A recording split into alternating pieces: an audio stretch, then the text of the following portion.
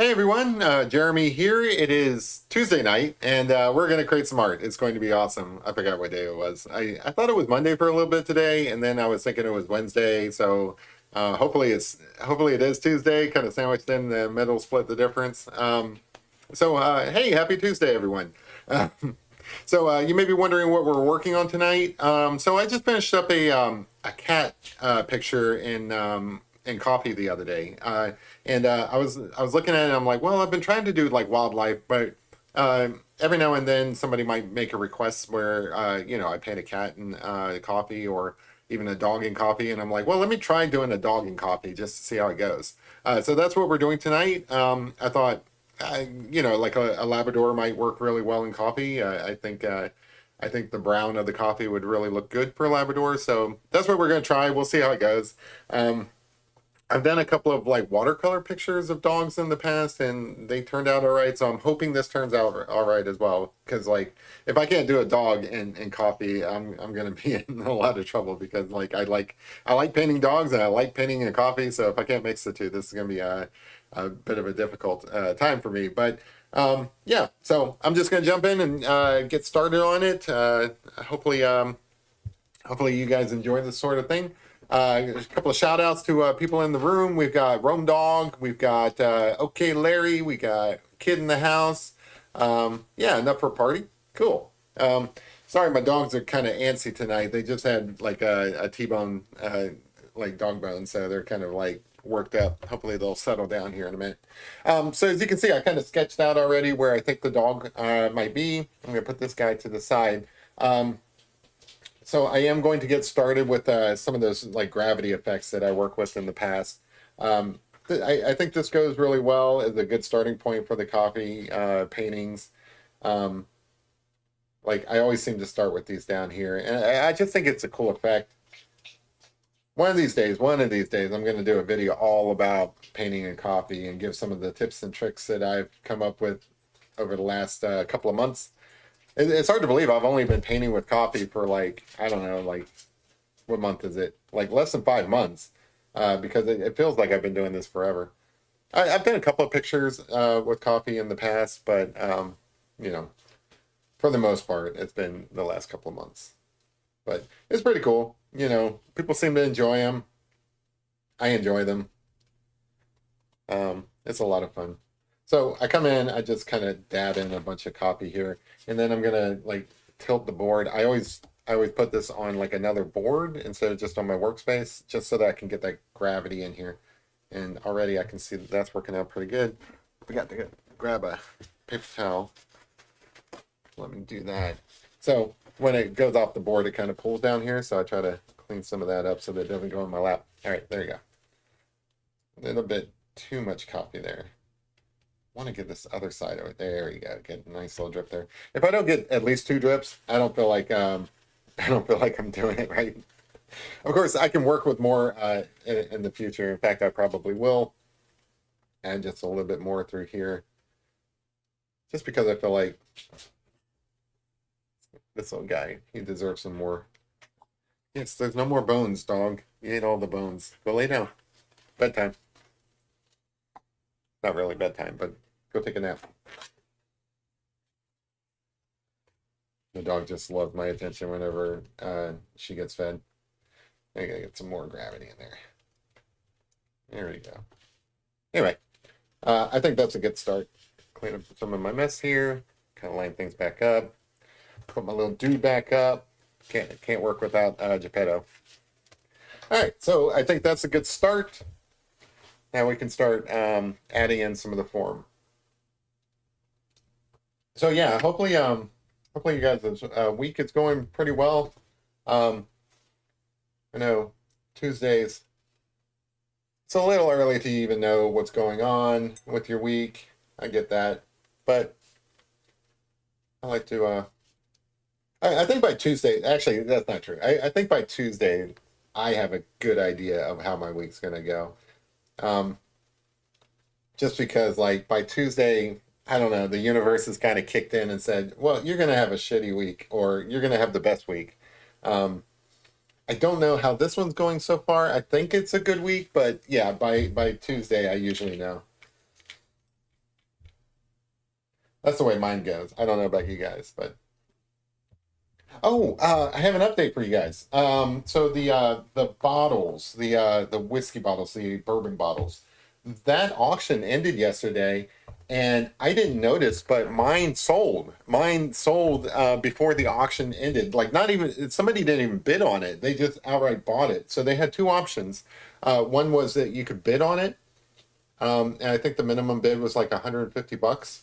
And then the second option was that somebody could just outright buy it for like 200 bucks. And apparently it sold before the auction even ended, because it's listed as sold instead of top bid. Now my dad's was actually bought as well. Somebody bid it on his, and I don't know who these people are. I don't know who bought the bottles. I didn't buy the bottles. I was going to go in there and bid on mine yesterday, and it was already gone. Um, so I don't know who bought the bottles. I don't know if it was somebody local. I don't know if somebody bought them based on that video I made. I don't know if the person who bought or who got the owl one from the like party thing that they did. I don't know if she got them. I don't know. Like I'm gonna go down there and I'm gonna ask. I don't think they're gonna tell me who got it, but I'm gonna go ask anyway, just because I'm super curious. If one of you guys ended up getting those bottles, let me know. Um, just for my own peace of mind, because I'm super curious. I'm super curious what happened to those because like I was not expecting that. I was expecting to go in yesterday and bid on it and actually well, I was hoping to win it for like 150 bucks, but it was already bought. So I don't know what happened to those bottles. If any of you guys know, please let me know. Otherwise, I will have to keep investigating what happened to them because kids like I bet Hater will be drinking some Maker's Mark soon. That's funny. Well, I mean, shipment to the like he lives in the UK. Shipment to the UK. That's the other thing. So like, if you guys let me know, I can go down there and pick it up for you and probably save you some shipping. Um, if one of you guys bought it, I don't know what they would charge you to ship it out, but I can probably get that cheaper um, for you so that you don't have to pay whatever they're planning on charging. I have no idea. That's why I'm wondering. So like, I'm wondering if it's somebody local or if it's somebody who bought it over the internet because um, I don't know. I'm just super curious. I think, local people, I've got some friends local who were like interested. Um, I know that one lady who bought who obtained the other one. She's a prime suspect. It's kind of like a detective um, mystery or something like that. Okay, Larry. So I thought we had more time. I thought I was going to be able to go in there and bid on it and get it yesterday, and it was already gone. I don't even know what day it was bought, but when I went in there, it said it was already so. So again, they had two different ways that you can participate. One is you could bid on it, and the minimum bid would have been like 150 bucks. And then the second way is you could just buy it outright. When I went in there to bid on mine, it was already gone. It's like somebody already bought it. It's just nuts. So I don't know. I think it's cool though. Like that's awesome. I hope whoever did end up with it enjoys it. Like if you drink it, hey, have a glass for me. That's awesome. um, yeah, enjoy that bourbon. Enjoy the art. Like, let me know, and I'll send you like if you let me know. Like, I feel like I'm talking to like I'm like doing a hostage negotiation with some kidnapper or something like that. If you obtain this bourbon bottle, please let me know, and I will send you a free gift to go along with it to show my appreciation. Because I think that's awesome. Um, I don't know what I'll send you. Maybe I'll send you another coffee picture or something like that. But let me know. It's, that is cool. Yeah, this guy's already starting to look kind of cool. I think that coffee is a good medium for doing. The other thing I was thinking like on what kind of dog to do for this is you know I kind of want to get back to doing wildlife pictures, but I wanted a few examples of some pets. Like the cat that I did, and now a dog. And but like in the same vein as doing the wildlife pictures, this dog is still very much hunter related, right? So like, you know, when you go hunting, you would take a lab with you. I guess I don't know. I don't go hunting, but um, if I wanted to go and take some pictures of some ducks or something, I would bring a lab to kind of like rustle up the ducks. That would be cool. Nice little hunting type dog here. Yeah, Hader mentioned wanting to purchase. I had a friend from Cincinnati mention she wanted to purchase. I don't know. I no one's claimed so far. Um, if so, any of you guys are suspects. Okay, Larry, I know you wanted to get a hold of it, but see, the thing is, this is what kind of confuses me. It's like, um, I don't know why I don't know why somebody purchased it outright instead of like bidding on it, or like, you know, or I don't know why nobody's let me know. I don't know. It's a mystery. It's it's super confusing to me. I'm gonna run into somebody like, I don't know, 20 years from now, and they're gonna be like, "Hey, remember that bottle?" I'm gonna be like, "Yeah, I remember that bottle." It's like, "Hey, you want a drink?" That's what's gonna happen. If that happened, that would be awesome. I don't know. I love the mystery of it. I really do. But I also want to find out. Like I am going to, I'm going to ask these people, and I don't think they're going to tell me, but I'm going to ask anyway. I'm not going to tell you how I'm going to ask, because like if they're watching, I don't want them to know that I'm going to like try to trick them into telling me who bought the bottles. But I'm gonna do a little bit of social engineering on these folks. Be like, hey guys, yeah, like I was just kind of curious about who bought that bottle. I don't know. I it's just I, mostly I want to say I want to express my thanks. It is super cool um, that somebody purchased it. It is for a good cause. So like whoever purchased it, uh, LexArts is a solid organization. As far as like charity funding and stuff like that, you can't go wrong supporting them. They're pretty awesome and everything. But it's also so it's partly that, it's partly the charity of it, but also it's also like this is a bottle that I birthed into the world, right? So like I think that's super cool, and somebody out there purchased it, so somebody out there wanted it, and I don't know. I just want to express my thanks. So like that's the reason why I want to kind of figure out who did it, who done it. It's a real who done it. But yeah, so that's the major news for this week. Like I just went in there looking at it last night. I'm like, what is going on? The other thing is there's a bunch of bottles that didn't sell. So like I'm kind of wondering what happens to those. Are they just gonna have like a bit? It's sitting in Ben and Ashley's living room next to the shovel. That'd be awesome. Yeah. It'd be cool is if like I don't know if Shiloh watches this, but I have had been send Shiloh texts every now and then and stuff. So it's possible that Shiloh has watched this. If Shiloh bought the bottle, that would be so cool. Because they're like an artsy family. The Finns and the Olds and stuff. Like they've got cool art on their wall. So like if my bottle was sitting there next to that, like an Eric Sloan or something like that, that would be so cool. That would be awesome. But no, that's wishful thinking. But yeah, Ben likes suburban. He could have bought it. He's Ben and Ashley, they watch the show every now and then. So I hear they pop in. So maybe. I have no idea. Um I guess I can like reach out to some of my friends and ask and stuff, and rule them out. Kevin doesn't seem to be in the room. If he's got it, we're gonna we're gonna open that sucker up. I mean, already this is starting to look cool. I like how this is turning out. So the cat I did a couple of weeks back. That was for some of you guys know him. Brit Chaser, I think is his name. Kevin says nope. All right, so rule out Kevin. Kevin didn't get it.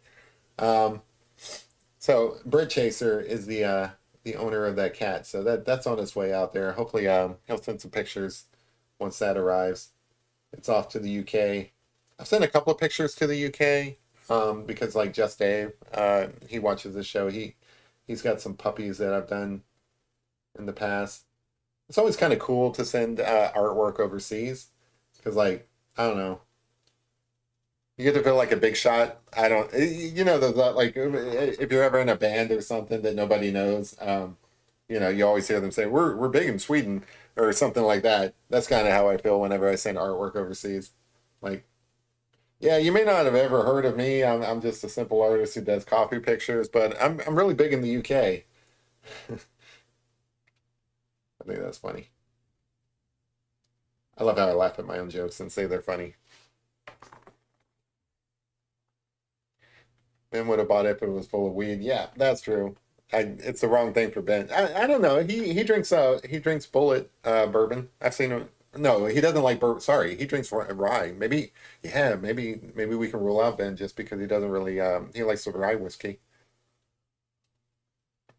So most of you guys know, but for those of you who don't know, the difference between bourbon and other whiskeys is bourbon's made with corn and not rye. So, like, there's a certain percentage of corn that you have to have in like the bourbon mash. So it's not everybody likes it because some people like the rye whiskey better. But I swear by it. I prefer bourbon. I don't know if it's because it tastes sweeter. I don't know why I like bourbon. Maybe it's just because of where I live. It's really simple for me to like it. Like basically everything around here is bourbon related. Like um, you had the Derby the other day. Oh, yeah, that was just last week. Any of you guys bet on the Derby? That was pretty exciting. Did anybody watch the Derby? I should say that. That was really exciting. I didn't actually go to the field this year, but I watched it on TV. And this is the first time that I can recall. I don't know, maybe there's been other ones and stuff that I just didn't notice, but this is the first one I recall where it actually needed a photo finish. Like sometimes they do a photo finish and it's like you could kind of tell who had won and everything. No, this time it was like without that photo, I don't think you could have figured out who won. It was that close. And what's funny is the the horse that came in second, that in my opinion should have been first, because he worked harder for it. That was the one I picked. I picked what was his name? Sierra Leone. That was the one I had picked to win, and it was really exciting watching him coming up on the outside. And I think if he wasn't competing with the other horse that he was kind of bumping heads with, the Japanese horse, I forget his name, um, he would have I think he would have won because like he was really trying hard. That's why I'm saying he wasn't robbed because like the guy who the horse that won, you know, fair and square. But I feel like Sierra Leone put in more effort, and I feel like if he wasn't fighting with that other horse, he probably would have won. But it was super exciting. Like usually they're not that exciting. Kevin says, I keyed the 11 horse over about five other horses, but I would have flipped it around. I would have won. Oh, cool. Yeah. I don't know. Like the favored one. What was that one? What was the favored one? I forget his name. I think it began with like an F. It doesn't matter. I didn't see that one really do much of anything. Like I don't even know where that one was in the thing. What I like to do, and this isn't like like a real secret to betting or anything like that. I think a lot of people do it. I like to look at what the handicappers suggest, and then if they have a favored one, it may come in as a winner, but I usually like kind of try to avoid that one. Now it's a little bit different during the Derby. I feel like during the Derby, the handicappers are a lot better at guessing, but like just a normal horse race and stuff, I feel like the handicappers, they're not very good at picking the winners.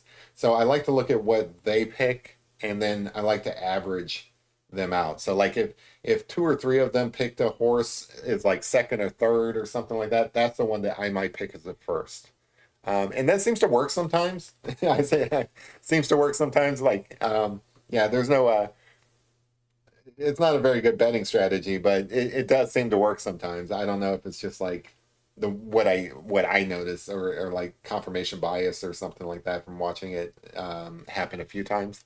But that's what I tend to bet on. I look at the handicappers and I'm like, well, all right, three or four of these guys recommend this one guy as like second, or this one horse is like second or something. I'm going to put that as my first, and that's what I did with this one. So like there's there's a few handicappers who were calling for Sierra Leone, and I'm like, oh, I just like that name. That's kind of cool. You know, you got a couple of people who should know saying he might come in somewhere. So I'm like, all right, that's what I was going to go with. Um, but the favored one, I didn't see that one like really show up, or maybe it didn't. I just didn't notice it. But the other thing is, oh, it was 18 to 1 odds on the winning horse. I love it when that happens. I love it when hey MJ, I love it when a horse with those kind of odds wins because somebody bet on that horse and that person got paid. 18 to 1, even on like a $2 bet. I mean that's a decent amount for like just having fun. There are people out there who are really, really into like betting on horses and stuff like that, and they're like, oh, $2 bet, that ain't shit. But you know, I would be happy with the $2 bet. Um, but anyway, it was a lot more exciting than some of the ones in the past. So what I like to see is like these photo finishes, like what we had this time, and then I also like the ones where they're like you know like Secretariat, where it's just everybody's just completely blown away. Like there's not even a question. Like Secretariat and that one race is famous. You guys can look it up.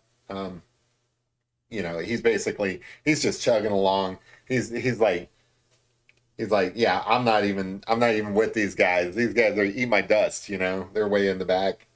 Um, that was an amazing race. That one's cool to watch where one just kind of blows them all away and then hey, there you go, Jono.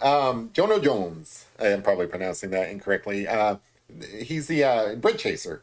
He's the guy who ended up with the Ajax kitty cat. So yeah, hey, it's my honor to paint these things for you guys. So like yeah, 1:22 a.m. over there. All right. Yeah, so that's out in the mail today. Hope you get it soon. Hope it arrives you know, in one piece. But it's my pleasure doing that for you, sir.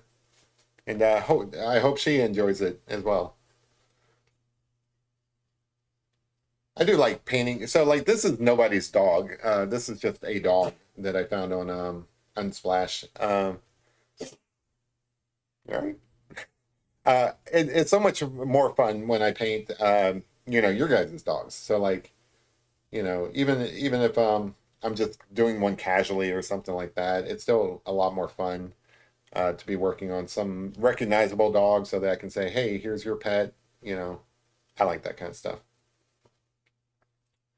Um, Sometime this week, I'm finishing up OK Larry's. The thing with OK Larry's is I originally started doing it in watercolor and colored pencil, but then you told me, Larry, that the throw or the blanket or whatever is also important. So I want to do that in gouache. So I've got that scheduled later in this week. I think that's the last like commissioned work. I mean, not really commissioned, but just like requests. Um, and then I can kind of like, I don't know, just pick up some more requests. I just love doing pictures for people. It's so much fun. So, yeah, just to kind of narrate here, what we're doing is kind of filling in this doggo, getting some basic structure to his body, like trying to figure out where shadows might be, where some highlights might be. We're not really worried about details or effects here. I need to kind of like let some of these areas dry because they're kind of blotted before I put in darker areas of coffee. But for those of you who are new to painting with coffee, it is a lot like painting with watercolor, which you probably noticed. I mean, it looks a lot like watercolor. It's like a monotone watercolor. Um, okay, Larry says, Kid, I've been gearing up for an upcoming fishing trip, and I keep seeing coonskin caps. Do you have any in the Grand's room? Do people wear the coonskin hats a lot these days? Like the old Daniel Boone caps and stuff? I haven't seen those. Maybe like the 80s, maybe is the last time I saw those. Really?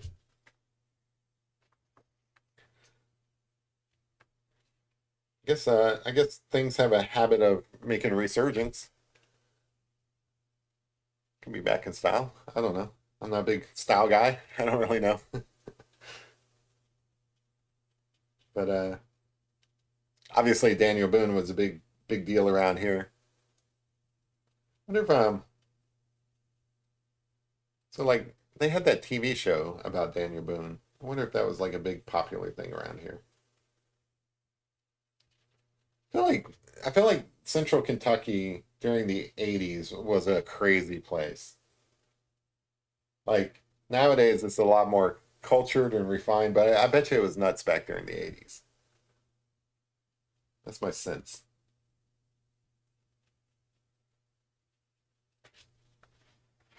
I think we have one down here and it's in the man cave. Oh, cool. The caps are fake, of course, but it's a nice touch. Yeah, I think most furs nowadays are fake. I don't see a lot of women wearing the fur coats these days. I don't know if that's because of PETA or something like that, but I don't see a lot of that. I guess maybe during winter. No, during winter, what's the popular coat? The big puffy, like pillowed kind of coat. What's it? Pagoda? I don't know. I'm not very good with name brands and stuff, but that's what I see most people wear. Oh, another thing that you guys can expect soon. I'm still working on my video where I was gonna highlight that horse event I went to. Thing is, I gotta do a picture for that, and I haven't had a chance to. But you guys can expect that soon. I usually like to release those standalone videos on like Mondays and stuff, so that's probably when I'll put that out. I was intending to do it this Monday, but I kind of got busy. I've been uh I've been kind of working on like a little side project. There's a treasure hunt for a Bitcoin, and you're supposed to guess like 12 words and stuff to unlock a Bitcoin wallet. And I've been trying to work on that. I've been like writing code and stuff like that to try to figure that out. So I've been a little bit distracted lately, but it's a lot of fun. I like little puzzles like that. There's a book, and you're supposed to figure out the 12 words from that book, and then you got to figure out the order as well. So it's a bit of a challenge. I think I have maybe 9 words figured out, but who knows? You don't know until like you uncrack the wallet whether any of them's right. So it's a bit of a challenge. But instead of like trying these the different words, it's like a seed phrase. So like you can unlock a Bitcoin wallet with like 12 words. It's like a password. Um, but like if you're guessing, you don't really want to be entering all those manually. So I wrote code to like try the guesses for me, and it's kind of cool. Like it just basically runs like 10 million guesses a day. But to let you know, like, I mean, 10 million sounds a lot, but there's like trillions and trillions and trillions of possible combinations and stuff. So, like, even though you can run 10 million guesses in a day, it's probably not going to help. You need to know correctly, like, at least, I don't know, 10 of the words in order to be able to make any progress with guessing the last two. But anyway, that's what I've been doing. It's fun. There's this other guy who's doing it as well. So like I kind of see it as a it's like a challenge. Like, well, All right, so one of us is gonna figure it out. Let's see who does it first. But I don't know. I don't have much success with these puzzles and stuff, so it's probably not gonna be me. But not because of lack of effort.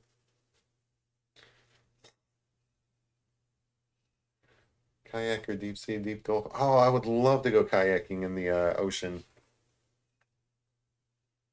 Lucky. Basically, all we have is like algae-filled creeks around here with the. Oh man! Oh, I got to share this picture with you guys. Maybe I need to draw it. I went kayaking this past weekend, and I had seen one of these out there before, but there was one out there this weekend, and I got a picture of it. Gigantic turtle, gigantic um, like snapping turtle. I guess it is. I don't know. It looks like a dinosaur. It's got crazy scales and stuff like that. Huge, huge thing. Like, I don't know, about yay big. It's nuts. Ooh, clear water. Sorry, I'm just I'm talking to myself while watching you guys talk as well. Um, I love Clearwater. I used to live in Central Florida in Lakeland, and I love Clearwater. It is literally clear water down there. If anybody's ever interested in going on a nice vacation, to where the water is nice, it's like basically you walk into that water, you can see your toes. It's so clear. It is not like this big water that I'm talking about that's nasty with algae and bugs and gross stuff. Well, it's looking like a doggo to me. I got some dark areas to fill in, but the basic structure to this puppy is all there. I'm pretty happy with that. All right, relax now. We're still drawing pictures or painting pictures. We'll paint you someday. That's not the jealous dog. All right, chill. I'm gonna get some of this dark area in. Okay, you just want to climb up here and help with the. I don't have any more dog bones. You ate them all. Do I look like I have any steak for you? No, I don't. You ate it all, buddy. I know. It's so tough being a dog, isn't it? Gotta eat those dog bones before the cat gets it. All right, go lay down. She so wants attention like all the time. Like basically, she's got the personality where she's either sleeping or she wants attention. There's like no middle ground. Guinness, which is I don't know if it's because she's a female dog or not, but Guinness, who's a male dog, like like you can ignore him and he'll ignore you, and hours will go by where you forget he's even there. Not with Bear. Yeah, Bear seems needy tonight. Exactly, exactly. Lab looks beautiful. Thank you, Larry. I appreciate that. Yeah, I think it's coming along. These are these are such fun animals to paint or draw, just because I mean, you try to get expression into the picture and stuff, and these guys come built with expression, so it's a lot easier. The only downside to it is that it takes a little while to get all of these features in. You gotta wait for the coffee to dry so you can add another layer. But beyond that, there's nothing easier to do than like a Labrador, just because, like, I mean, all the expressions already there. Super cute.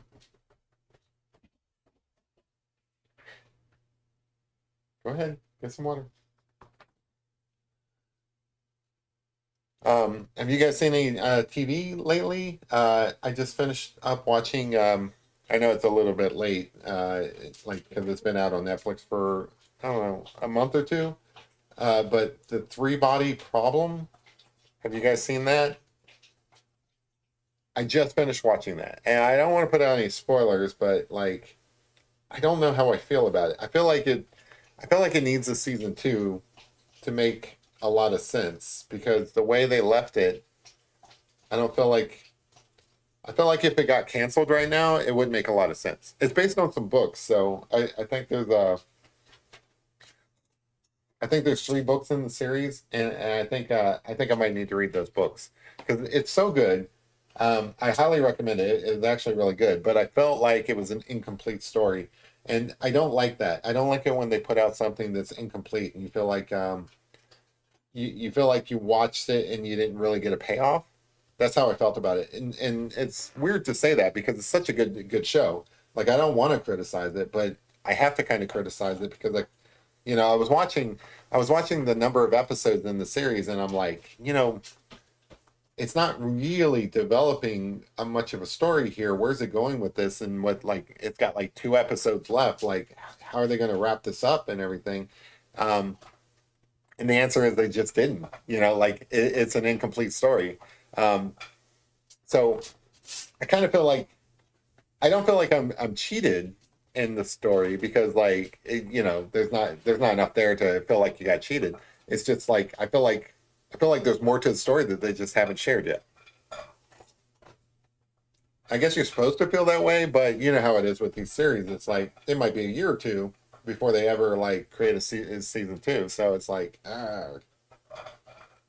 it's one of those things where I feel like I got roped into it and I enjoyed it and it was good, but it's like I don't know. I don't know. Like I don't know the word I'm looking for. I just feel like I feel like they didn't tell a complete story in the first season. That's how I feel about it. But it's so good. I do recommend it. The criticism I've got is just that I want more. Like they left me hanging is my criticism. But the story itself, it's pretty good. I don't want to give out any spoilers and stuff, but um, it was pretty good. I enjoyed it. Like I want to read the books. That's how good it was. And I don't get a chance to read too many books these days. Like I maybe read two, three books a year. Um, so like for me to want to go out and get the books and stuff, uh, that tells you that it's pretty good. The other thing about it is like you can tell what stories are based on books and what stories aren't. And like from the beginning, you could tell that this is based on a book. It's like Game of Thrones and stuff. You can tell like those first early seasons and stuff. You can tell this wasn't written for TV. It was written for books, and that's kind of how this story felt. It's like man, there's a lot going on in here, and it's really well thought out. This totally was not written for TV. There's a book somewhere out there, and sure enough, there is. So I might get those and read them. But that was pretty good. The other thing I want to see that I haven't started yet is Fallout. I'm hearing good things about that, so I might watch that.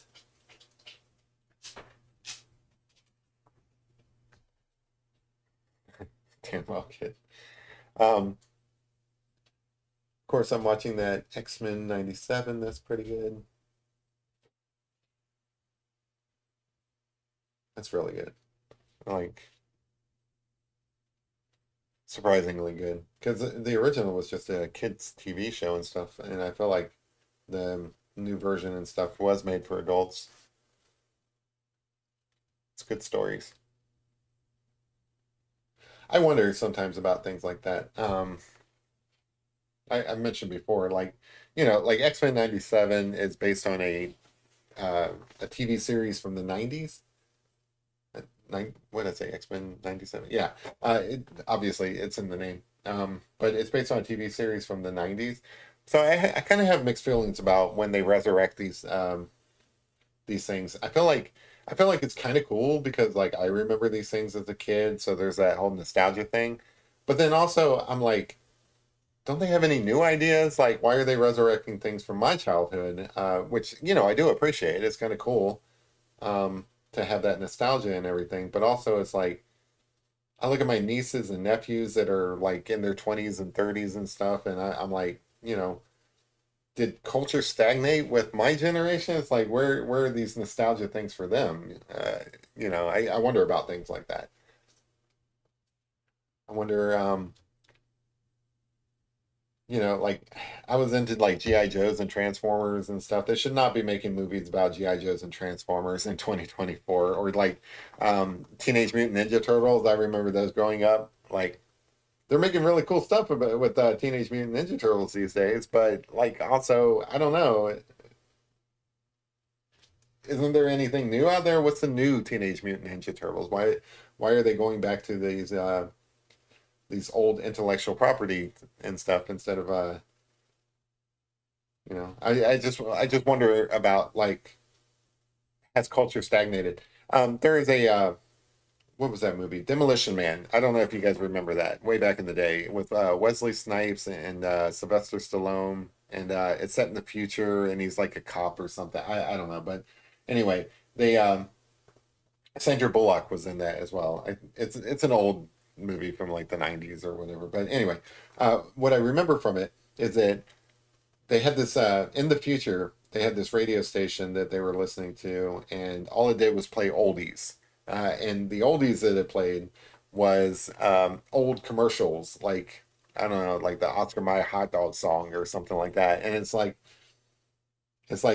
in the future they're playing the old Oscar Mayer hot dog songs, and that's kind of what I'm talking about. So like culture stagnated to where the only things that they have in the future are these old jingles from like from before the '90s.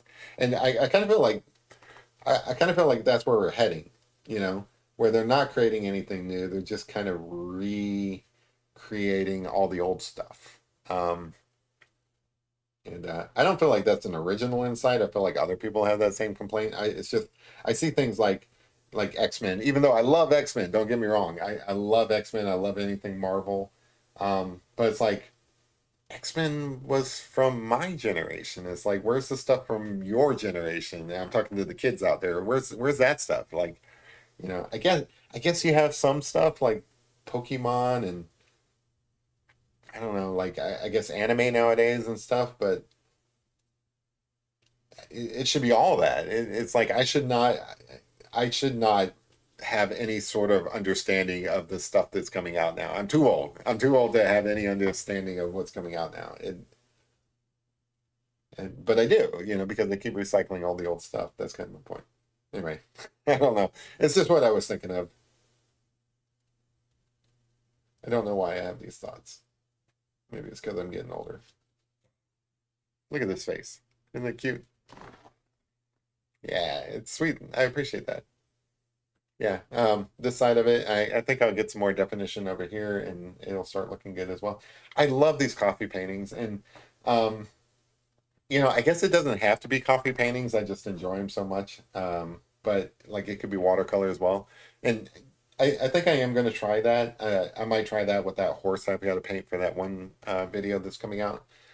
Um, but I just love the features that you can put into capturing the lighting and the shadows and stuff and the body of this dog. I just love it. I even like it when it's like monochromatic like this.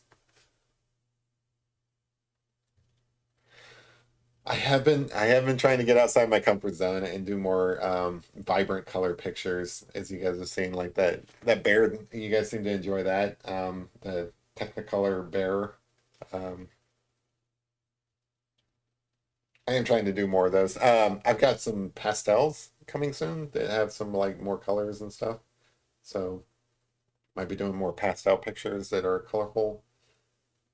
But I do like the classic look of these sepia toned coffee paintings. It's like, in my opinion, you can't really go wrong. This is like a classic look. Nice little caffeinated look. Yeah, the bear was cool. Everybody seemed to think so. Like, yeah, I was surprised. It's like, oh, okay, I'll just draw this bear, and it was a lot of fun. But everybody's like, oh, that's the best picture ever. I'm like, oh, okay, cool. Glad you guys like it. I never know what you guys are gonna like. It's so weird. I'll give an example. I don't know um, if he's still in the room, but the cat picture that I did. Let's see. Yeah, I don't think he's still in the room. Um, But the cat picture I did for Jono or Jono, I don't know how to pronounce it, but that's one of my most viewed pictures. There are two videos that have done really well on this channel, and I can't explain it. One is a picture I did of Wednesday Addams in charcoal. That one blew up, and it's got several thousand views on it. I want to say like somewhere like around 8,000 views, which is it doesn't sound like a lot, but it's a lot for like my videos. My videos don't get quite as many as like some videos out there. I don't know. It's like for me to go viral, that means like 5 people saw it. But anyway, my Wednesday Addams and charcoal that did really well, and the cat in coffee that did really well too. That's got like 5,000 views. I don't know why. I mean, it's a cute picture, but I really don't understand why some things do well and some other things don't. So like anyway, my point is I don't know. I have no idea why you guys like some of the stuff you guys like, and you know why some pictures do well and other pictures fall flat. Like some of the pictures, um, I look at them and like they're not the best, but I kind of like them. I secretly like them. I'm like, I'm kind of proud of that one. It looks kind of cool, but it's not getting very much response, and it's so weird because like ones that I think won't do well end up doing well, and then other ones that I think should do well don't. It's so weird. Cat Mafia. Yeah, the Cat Mafia is the one blowing that up. Oh, actually, I don't know if I should tell this story because it kind of shows the devious side of me. But I'm going to tell it anyway. So, last year sometime, I forget the month or whatever, I was watching uh, that some of my videos some of my short videos were doing better than others, and I was like, why is this short video doing better than others? um, so I kind of did one just as a joke. I did a quick scribble portrait of a female face where half of it was in scribble and the other half was rendered in charcoal. And don't get me wrong, it's a cool picture, but I literally did it just because I'm like, I bet you this video is going to blow up. It's going to blow up just because it's got scribble in it, and also because it's got charcoal in it. And sure enough, I posted that to Instagram. That video ended up with like I want to say like 50,000 views or something like that. It's crazy the amount of views that got. And I did it as a joke. I'm like, I bet you this video is going to blow up just because of the subject matter and how I drew it. Because like scribble art does well. I don't know why. I don't know. I mean, some of it's cool, but I don't understand why some things do better than others. Like I have no concept of the algorithm or what it takes to be a successful person on YouTube. I enjoy making pictures. I enjoy making pretty dogs. I don't understand what it takes to be a success on YouTube. I really don't understand it at all. It doesn't make any sense to me. Um, that one video though, I'm like, I bet you this is gonna blow up just because it's so ridiculous, and it did. And I'm like, well, maybe I do understand it a little bit, but I really don't. I have no idea why you guys like some pictures and other pictures you guys don't. I mean, some of it's subjective taste, but I am surprised sometimes. Ones that I think will do well don't. Uh, but then you also it's so weird. You can't really judge how good a picture is based on how well it does on YouTube. I've learned that's truth. And I've got a perfect example of that. I did the on Friday. I did the little baby deer in ink, and so that one I thought that looked super cute. And when you guys were watching, most of you guys thought so as well. I say most of you guys like, no, there was that one dude who was like, this is terrible. No, I'm just kidding. All of you guys seem to think that was a pretty cute picture. So I'm like, okay, cool. But it really hasn't gotten a lot of views on YouTube. So yeah, I don't know why. I don't know why it gets less views than say that bear picture. I think both of them were cute. But you can't really judge the quality of a picture based on how many views it gets on YouTube, because like I took that same picture and I put it up on Reddit, and it did very, very well on Reddit. People on Reddit seem to really like it. Um, so, and then like some of these pictures that I do on YouTube, I put them up on TikTok, and they do better on TikTok, or they do better on Instagram than they do on TikTok, or it all depends on the platform. Yeah, so there you go. That's perfect. Okay, Larry. Yeah, so like I don't know why some of my videos get more views than others and stuff, but yeah, the Zeus and Bandit, beautiful animals. Maybe it's because they're done in watercolor, and maybe watercolor is just not popular. I don't know. I don't know why that video um, didn't get as many views as some of my others. It's not the quality of the picture. The dogs look beautiful. It's really, it has to do with like internal like algorithm stuff. Like I don't put in the right keywords, or I don't know. I'm not posting at the right time of day. There's a bunch of weird things that probably go into like why some of these videos do better than others, and I just don't understand. I'm not trying to understand it either. I'm here to make cool pictures. That's what I'm trying to do. I'm trying to get better at I'm trying to get better at art. I'm not trying to get better at posting videos on YouTube. That's not my thing. Um, it is kind of interesting. I like technology, and I like analytics and data and things like that. That's the only reason why I even look at these things. Um, but ultimately, it doesn't matter, and I'm not going to put like a lot of stock into it. My point is, and I do think that this is true, is that you cannot judge the quality of a picture based on how many views it gets. That is not a good metric for determining whether or not your art is any good. Um, there are people with bad art that gets a lot more views, and it's probably because they have a more interesting personality than me. I don't know. I try to keep this entertaining for you guys. I try to talk to you guys, and crack jokes, and just talk about like pop culture, and things that are going on in the world and everything. But some people are better at all of that than me. I don't know. I try to stick with my primary goal. My primary goal is I want to be better at being creative, and I want to create work that you guys enjoy. Um, so that's all that really matters to me. So that said, I'm probably not going to figure out this algorithm so that my videos blow up or anything like that. But that's just the way it is. Instead, what you get when you watch my videos is a rambling idiot who is at least authentic, and you know cares about what he's doing. The guy who is doing Zeus and Bandit cares about doing a good Zeus and Bandit. That's what you get on this channel. And you get a guy who just enjoys painting and coffee, because it's like, why not? The other thing I really like painting and coffee about is like not many people do it. Like people have tried it. Like it's one of those things where people are like, I don't know, let me try painting and coffee just to see how it goes. And they try it once or something like that, but they don't really get into it. I'm into it. I think this is awesome. It's a lot of fun. It's a pretty cool medium. I like the style of them after I apply all the style effects. I like how that one I sent out today to um, Jono. I don't know how to pronounce his name. I'm gonna have to figure that out. I'm gonna have to ask him.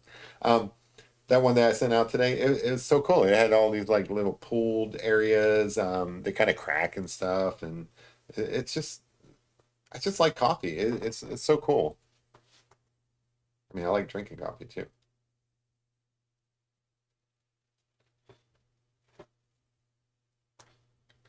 But anyway, I think it's that Larry guy, but my wife loves me, and Zeus and Bandit, and even that cat Francis who thinks he'll run the house here in Florida. You may have mentioned like what town in Florida. Like I said, I used to live in yeah, the coffee pics are really cool in person. There you go. Thanks. Oh yeah, kid. Yeah, because I sent the raccoon to you. Um, they so like there's a lot that doesn't translate on the screen. Even when I do the shorts or I put them up on the the community tab and stuff. Probably on the community tab you get the closer view of it.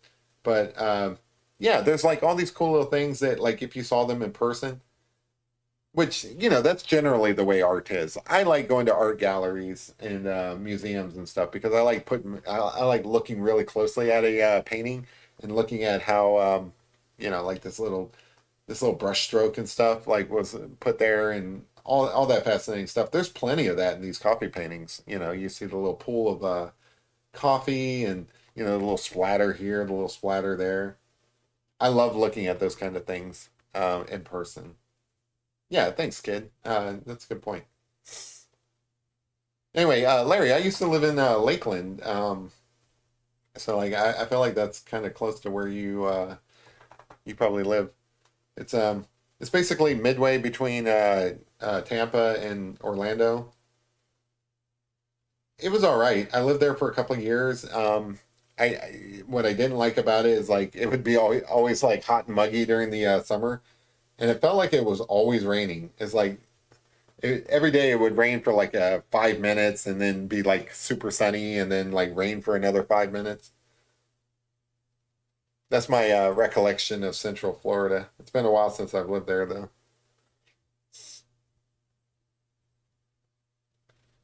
But I did kind of like I did like living that close to the beach. I got out there, whenever I could. That's one of the things that does suck about Kentucky. Like I feel like I talk a lot about the awesomeness of Kentucky, and there is a lot that is awesome about living in Kentucky. But one of the things that I don't like about here is it's pretty landlocked. We have rivers nearby. We have the Ohio River, um, and I'm kind of a river rat myself. I've always lived near a river um, growing up, and I like bodies of water in general. Um, but you don't have a lot of that here in central Kentucky, and it kind of sucks. You have like little inland waterways and stuff, but not anything, closely like what I would like. What I would like is to see the ocean without having to drive like 8 hours to go and see it. But it is what it is. You make trade-offs around here. You get all these beautiful farmlands with horses in them and stuff, and you have to travel in order to see the ocean. But that's just the way it is.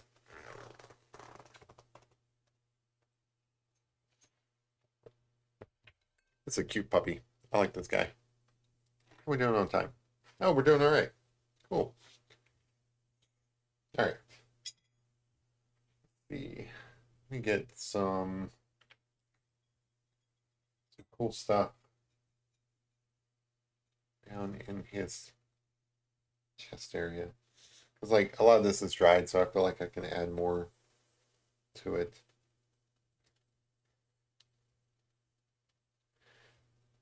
So what I like to do in these areas is obviously this is like I'm not doing his entire body, so I kind of have to abstract it a little bit out towards you know away from his body. I kind of and sometimes I like to add these like little effects where it's kind of dissolving. Um, and there's really no like wrong way to do this. I feel like this is just all random and I kind of like just let the universe take over. I just flick stuff on the thing and it kind of works out. I don't know. Oh, more close to Jacksonville. Oh, okay. All right. That makes more sense. Well, I'm sure it's nice down there.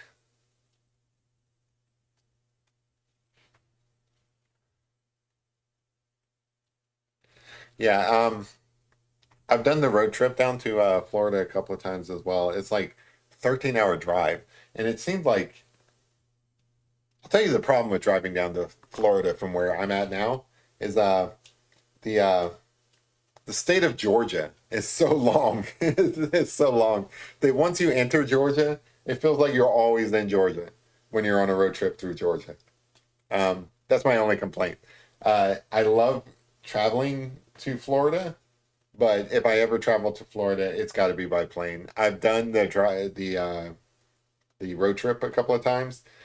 In fact, I'll say this: I would rather drive through North Carolina and through South Carolina and then part of Georgia to get to Florida than drive the length of Georgia because it just goes on forever. And there's another state that's just like that, North Carolina. I have driven the length of North Carolina, and I will only do that once. I will never do that again. It just seems like it just goes on forever. North Carolina is just too wide. It just keeps going on. From let's see, from well, not Asheville because more like Knoxville, Tennessee to Asheville, and then all the way out to the coast. It's just too far. It is too far. You guys scrunch it up a little bit. That's my complaint about North Carolina. I love North Carolina. It's beautiful out there. I love being up in the foothills of the Appalachians like that. Um, Same with like through Knox. Basically, from Knoxville to Asheville is just beautiful. It's incredibly beautiful out there. Um, but it's past that, it's just too long. Just shorten it up a little bit. Just kind of like just scrunch it in. And the never-ending construction south of it. Oh, just Atlanta in general sucks. I mean, I like Atlanta. Don't get me wrong, but driving through Atlanta, it just sucks. I got like a $500 ticket there one time, and it's not even my fault. Like the guy gave me a ticket for speeding, and I felt like if I was going the speed limit, I would have got ran over. Cause like instead of going through the like bypass, I don't even remember what the bypass is there in Atlanta. I went through town, and I'm like, oh, this is kind of cool. I get to see all the stuff and everything, but you have to fly through there like I don't know, like 80 miles per hour just to keep pace with everybody, and they look for those out of state tags and they'll pull you over and everything and they'll be like, "Did you know you were speeding?" I'm like, "Yeah, no, damn straight I'm speeding, or otherwise I would have got run over." So anyway, that's my complaint about Atlanta. Otherwise, I love Atlanta. I used to live near Atlanta as a little kid. I lived in the Riverdale, Georgia, which is about I want to say 40 minutes south of Atlanta, and so we used to go up to Atlanta all the time. And it's great. It's awesome, especially as a little kid. As a little kid, um, going through Atlanta and stuff, seeing the big city. Because Atlanta is one of the few places in the South that is like a true world city, right? So like you have, I mean, it's a huge city. There's a lot that goes on in Atlanta. Um, I mean, there's some places that are world cities in the South that aren't Atlanta. Like even small cities, I guess, are world cities. Like I want to say Charleston, Savannah, New Orleans, places like that. Those are world cities too. Don't get me wrong, but Atlanta is a big place. It is on the same scale as like I don't know your Chicago's or not quite New York, but it's a huge place. And to see all that as a kid was huge thing for me. Um, I love cities because I used to travel to Atlanta as a kid, if that makes sense. Anyway, Atlanta, my largest protest against traveling north. Larry's down in Florida, like, I should travel north. Uh, Atlanta. Atlanta's in the way. Yeah. Larry, if you ever come up to Kentucky, if you ever get past Atlanta, you let me know, and we'll go out and I'll treat you to a glass of bourbon or something like that. But yeah, no, I totally understand. Just driving through that general area and stuff sucks. But I like the town of Atlanta. It's pretty.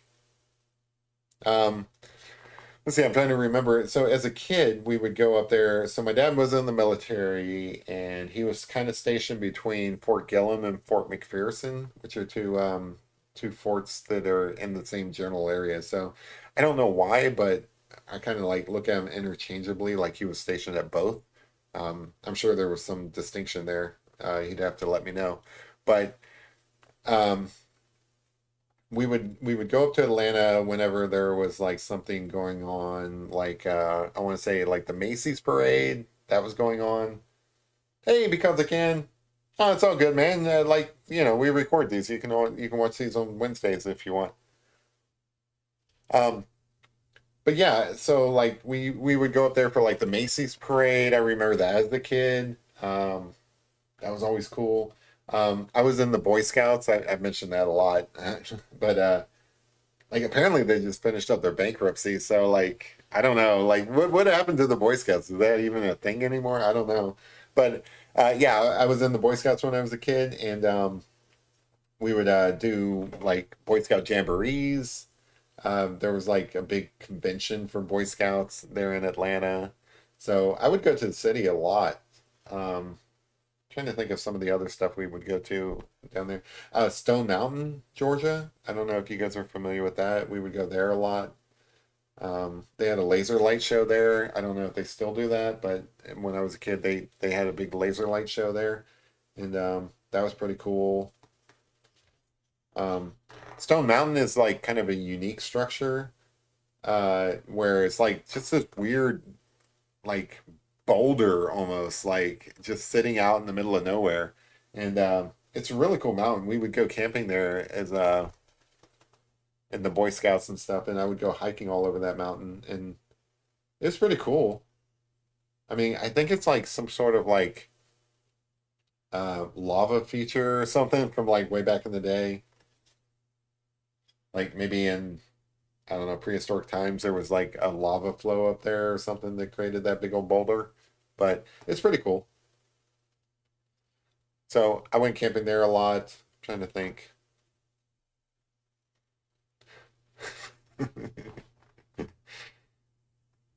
Did you ever go to a Boy Scout museum in Murray, Kentucky? No, I didn't know there was a Boy Scout museum in Murray, Kentucky. I'm going to have to look that up. Um, and so I kind of feel bad. Like even when I was out in New Mexico, I didn't go to Philmont. I got to meet some of the people from Philmont who happened to be hanging out in other areas, but I never actually went to the Philmont Museum, which is strange because like I'm not only I wasn't only into Boy Scouts and stuff. I have a bunch of Boy Scout stuff. Like as far as like collections go, I have a crap ton of like merit badge books. I've got old Boy Scout handbooks and stuff from like the 1930s. That's the kind of like stuff I have. So like going to a museum is right up my alley. I'm gonna have to look that up. I didn't even know there was a museum around here. Appreciate that tip because I will definitely go and check that out. But yeah, that was awesome growing up. I'm glad so like it's so weird. I don't know. I haven't been watching all the news and stuff just because I can't handle it. But it's such a shame, and I feel so bad that Boy Scouts has gotten such a bad rap. And I'm sure they deserve it. That if there's a scandal, there's a scandal. There's nothing you can do about it. It's like the Catholic Church. Um, you know, Not all Catholics are bad. you know.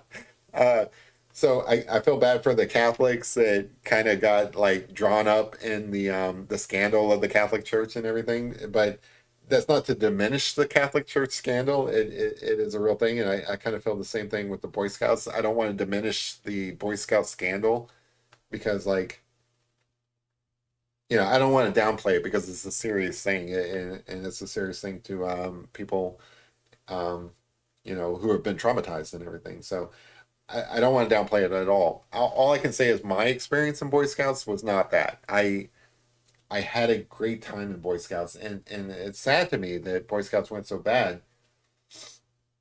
Oh, they changed their name. Okay, I heard something about that on the news, but I didn't catch what happened. But anyway, so it's so sad to me because like Boy Scouts was such a big deal in my life. Like I feel like I would not be able to survive out in the wild if it wasn't for Boy Scouts. I feel like I wouldn't be able to like like build a tent or have any sort of survival skills or um like there was like basic stuff like cinematography. That was a merit badge I took and stuff. I probably wouldn't be able to I probably wouldn't be making YouTube videos if I hadn't taken the cinematography merit badge. um anyway, all these little formidable skills and stuff that I picked up along the way by being in Boy Scouts. It's kind of sad to me that new kids, not new kids, like, but kids, young kids are not afforded those same um, opportunities. So, like, I know people with kids that are of scouting age, and like, I don't even have to talk to them about it. It just never comes up. Nobody ever talks about, yeah, I'm putting my son in, Boy Scouts.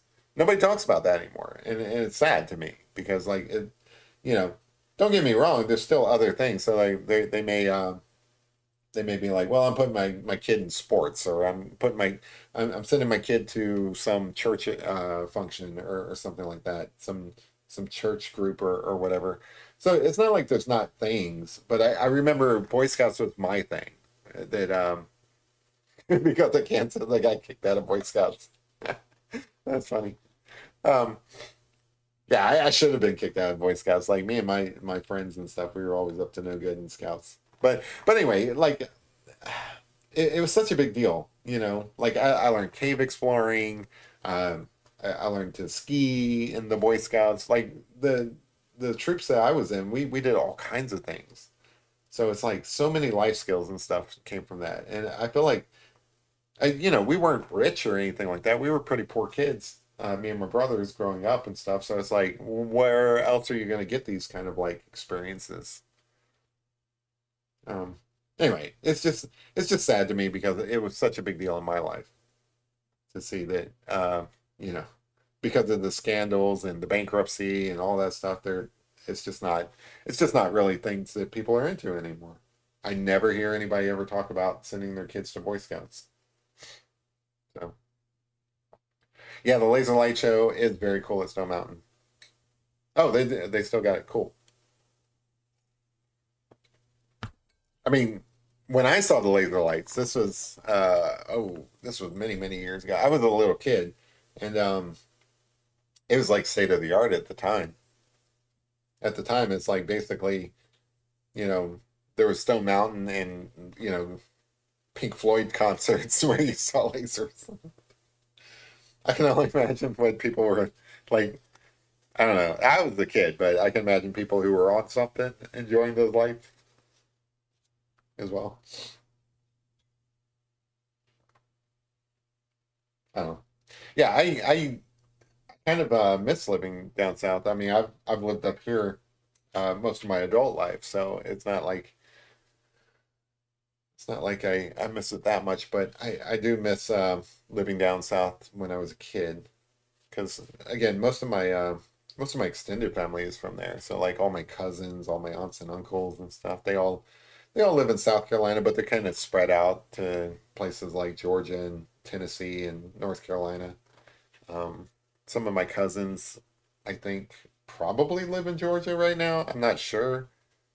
I only really see them at Christmas and things like that. But well, I see them on Facebook, but I don't spend a lot of time on Facebook. I kind of feel like I should create a Facebook for this channel, just so that people can like join and follow along and stuff like that. I just haven't done it because I don't spend a lot of time on Facebook. So like some of these areas have to dry before you can come back and add um, darker areas, shade. That's one of the things that's kind of cool about doing these coffee paintings, and also one of the frustrating things, depending on the mood you're in. Like tonight, I felt really like I felt like mellow and just kind of like low key and stuff. I mean, just hanging out with you guys. Maybe it's bourbon, I don't know, but I felt really relaxed right now. So to me, for something to take a while, that's a bonus. If I was in a hurry, maybe I would be a little frustrated, but right now I feel pretty good about this taking, some time where you want things to dry a little bit before you come back and add some shadows. That's what I really like about art. Yeah, I mean, art really is. Hey, Lorraine, cool. Lorraine's in here. Me. Um, I mean, I keep saying this. I feel like I say this a lot, but I really feel strongly about it. So I'm going to keep saying it. But the therapeutic benefit of being into art is just is there's like absolutely no downsides to it. I feel like this if it's not being if it's not something that's being used in like therapy, I don't know. I don't go see a therapist myself, so I have no idea what they do. But if therapists are not recommending art to people, because it doesn't really require a lot of skill. Like you don't have to be able to create pictures like this for it to be a relaxing thing. Like anybody can just relax by chilling out and just, you know, drawing a picture or whatever. But for me, this is like super therapy. Like, I don't know. They have like all these pills and stuff that's supposed to make you relax or whatever. Just draw a picture. Like forget about the pills. Just draw a picture. Draw a puppy because like I mean, you know, maybe if I was drawing something that wasn't so cute, I might be riled up or whatever. But just drawing this puppy, it's hard to be riled up. You know, like you're just like, oh man, this puppy is super calming. Hey Steve, how's it going, man?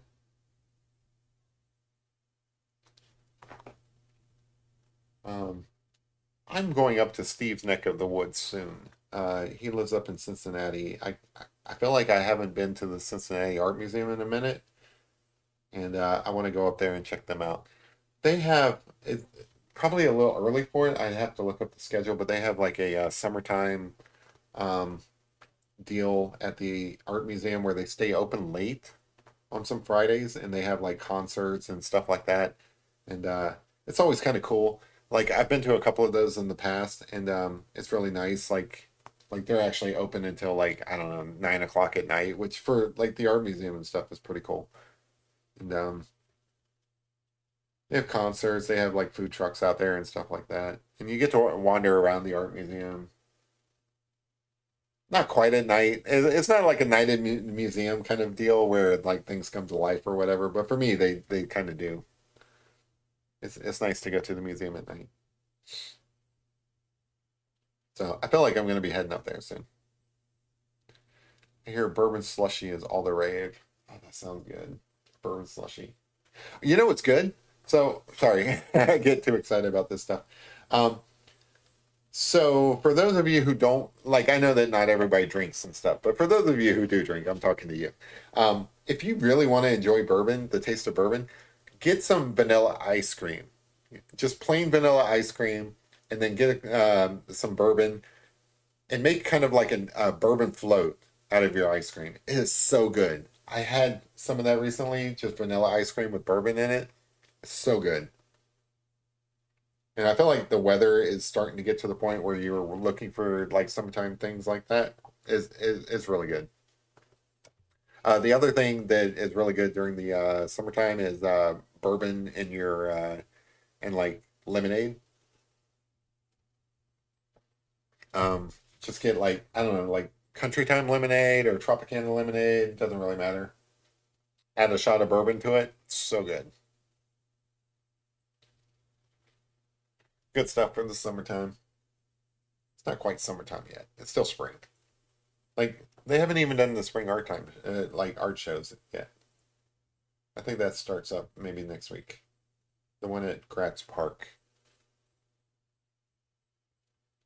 That's one that at the beginning of the year, I actually considered maybe going to, but I didn't really have any art done.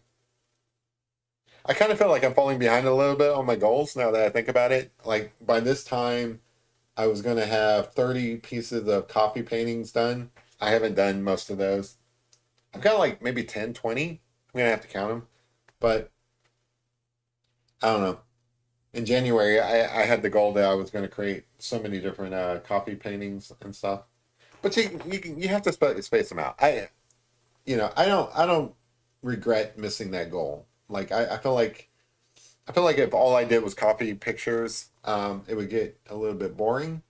So I don't feel like I missed that goal too badly.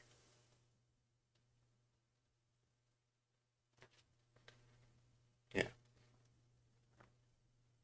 This guy's adorable. Sorry, sometimes I admire my own work. I'm like looking at this guy, like this guy looks really good. I would love to have this guy as a dog.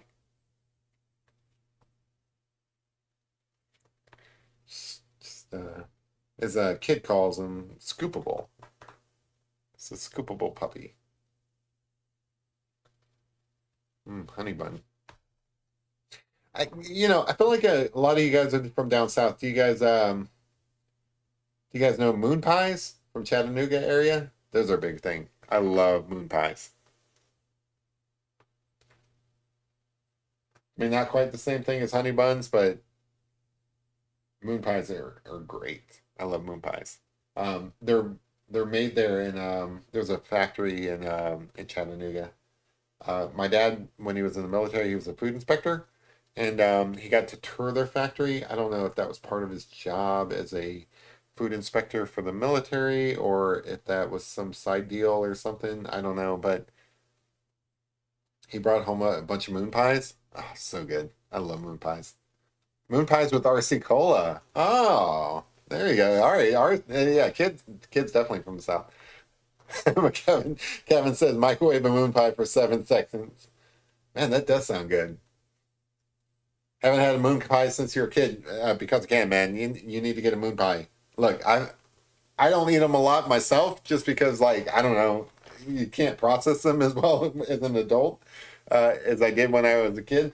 But every now and then you owe yourself a moon pie. They're so good. They are so good.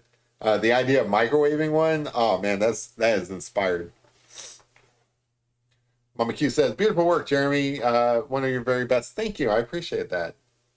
I think this guy looks super cute. So I don't know if it's one of my best, but I like him.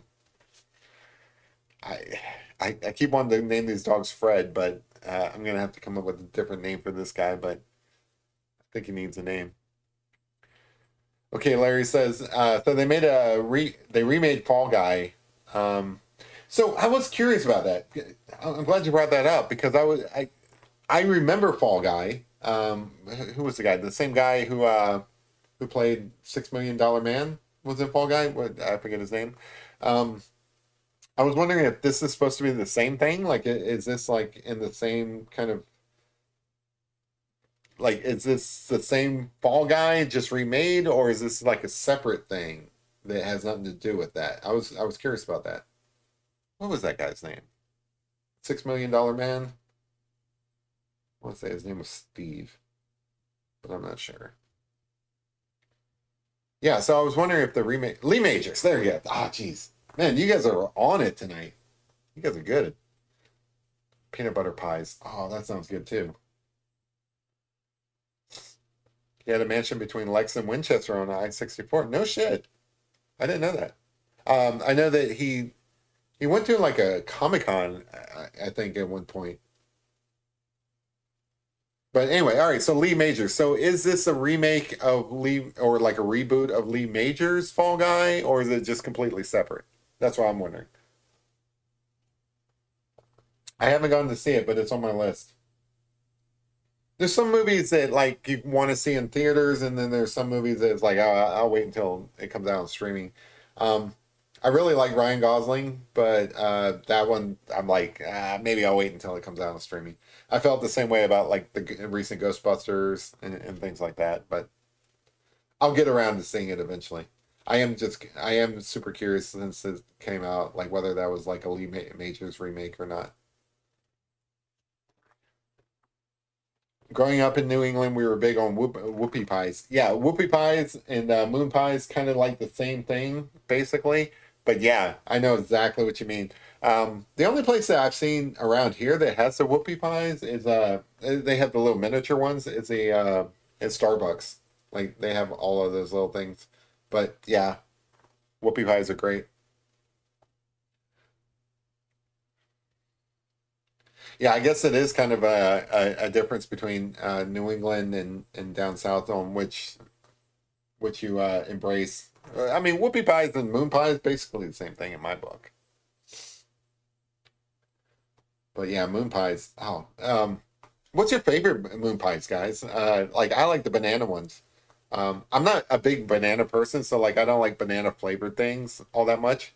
But when it comes to moon pies, I love their banana moon pies. Chocolate's okay too. I'm just not a big chocolate guy, but definitely, definitely the banana ones. Mama Q says the Hubs asked me to go see the Fall Guy tonight, and I made sure I'm not available. Really? So you really don't want to go see that? Hmm. It doesn't look bad. I mean, it looks like it might be fun. I don't think it has much to do with the original Fall Guy, but it looks like it could be fun. Chocolate. Kid likes the chocolate ones. Oh, they have pumpkin ones? I did not know this. I had no idea they had pumpkin ones. I like pumpkins and pumpkin everything. In fall, like whenever the pumpkin spice stuff comes out, I'm so happy. It's the best. Pumpkin spice lattes. I know that like there's a big joke about that nowadays, but no, I'm right there with it. I love pumpkin spice lattes. I love pumpkin spice cookies, cake, whatever. Pumpkin spice everything. I had no idea they had pumpkin spice moon pies though. That sounds awesome. The original Fall Guy was a stuntman. Pretty sure the new one is a stuntman. Yeah, he is like a stuntman. My understanding, just from like what I've seen, like he was on a Saturday Night Live the other day. I watch a lot of Saturday Night Live. I don't know if that's a cool thing to do nowadays, but I enjoy watching it. Um, but he was on that, and I think yeah, he plays a stuntman, and I think he plays a stuntman who's like reluctantly like brought into something he doesn't want to do or something. Like I don't know, there's some murder or crime or I don't know, some story, some reason why he has to do something he doesn't really want to do. But yeah, he's a stuntman.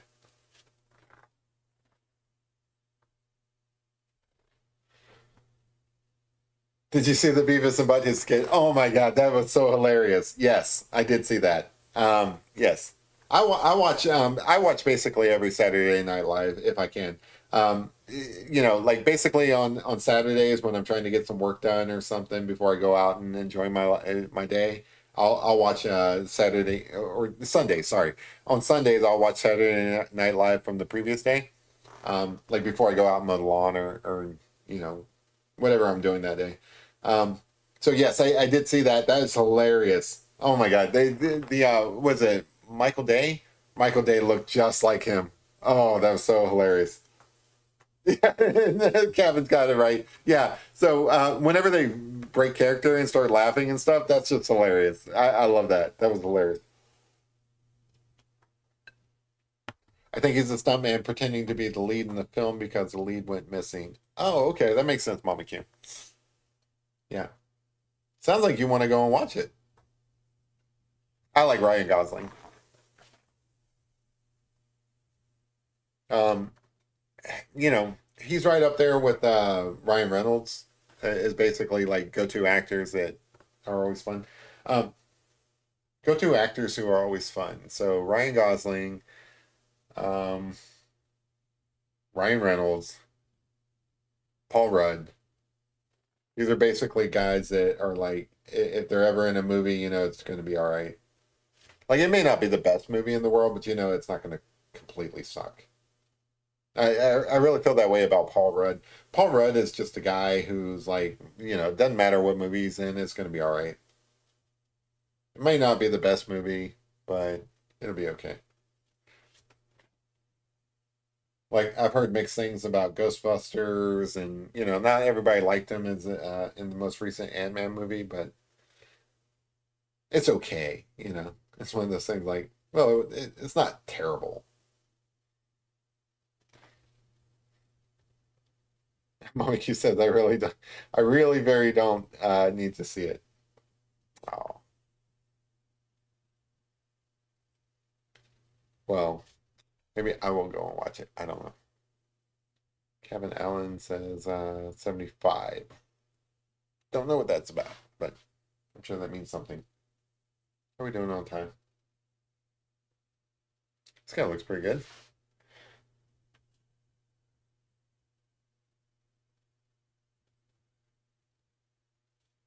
So I guess we're probably far enough along where I can probably add a few effects without feeling like I'm going to mess it up. So I do kind of want some areas to pull up a little bit. So I like these like darker areas down here.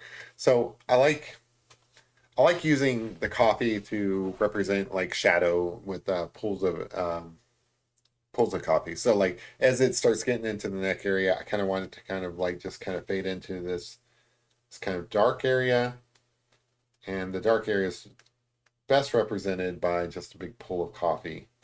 And it doesn't always turn out perfect. I may have to like manipulate it a little bit tomorrow morning after it's dried and stuff, but just getting like just some big messy pool down here. And then, you know, sometimes like it's kind of going a little bit nuts. Let me put this to the side. And you get to like this bit up here that maybe you don't want. Where's my, there you go. So you can just kind of mop that up. Like I don't mind this one out here because when that dries, it's just going to add like a little bit of interest out there. But really what I want is this to kind of dry and pull up a little bit. I don't know if that's going to happen. Sometimes as these things dry, they kind of like look a little bit faded. Maybe you'll get this neat little crater look around the edges. I really like that. So like oftentimes these things will dry and they'll dry where there's like this darkish kind of line around the sides. To me, that kind of looks cool. It looks like a topographical map. So I really like that kind of effect.